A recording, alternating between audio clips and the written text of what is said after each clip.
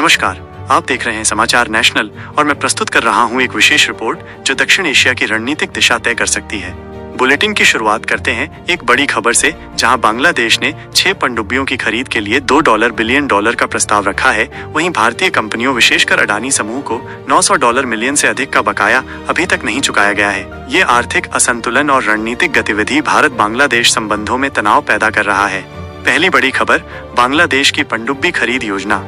बांग्लादेश दक्षिण कोरिया से 6 अत्याधुनिक पनडुब्बियों की खरीद का प्रस्ताव कर रहा है, जिसकी लागत लगभग $2 बिलियन है। इन पनडुब्बियों में जर्मन तकनीक का उपयोग होगा, जो उन्हें उच्च स्तरीय निगरानी और आक्रमण क्षमता प्रदान करेगी। इस कदम का मुख्य उद्देश्य बांग्लादेश की नौसेना क्षमता को बढ़ाना और हिंद महासागर क्षेत्र में अपनी समुद्री सुरक्षा को मजबूत करना है। दूसरी खबर, अडानी पावर को भुगतान में देरी।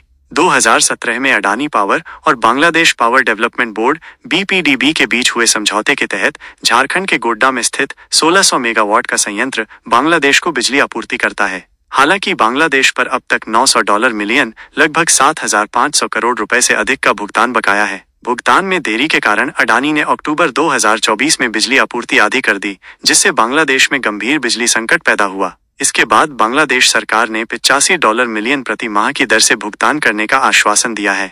बांग्लादेश की एक अदालत ने अडानी समझौते की जांच के लिए विशेषज्ञों की एक समिति भी गठित की है। तीसरी खबर, रणनीति या राजनीति। एक ओर बांग्लादेश महंगी सैन्य खरीद कर रहा है और दूसरी ओर वो अपने कर्जदारों को भुगतान में चूक कर रहा है। यह विरोधाभास भारत में चिंता का विषय बन गया है। क्या यह रणनीतिक दबाव बनाने का प्रयास है? बांग्लादेश की मौजूदा 2 पनडुब्बियां चीन से खरीदी गई थीं और अब वो कोरिया जर्मन तकनीक की ओर झुक रहा है। यह स्पष्ट रूप से भू राजनीतिक संतुलन बदलने का संकेत है, जहां भारत और अमेरिका की जगह बांग्लादेश अन्य वैश्विक शक्तियों के साथ गठजोड़ की दिशा में बढ़ रहा है। चौथी खबर, भारत बांग्लादेश द्विपक्षीय संबंधों पर असर।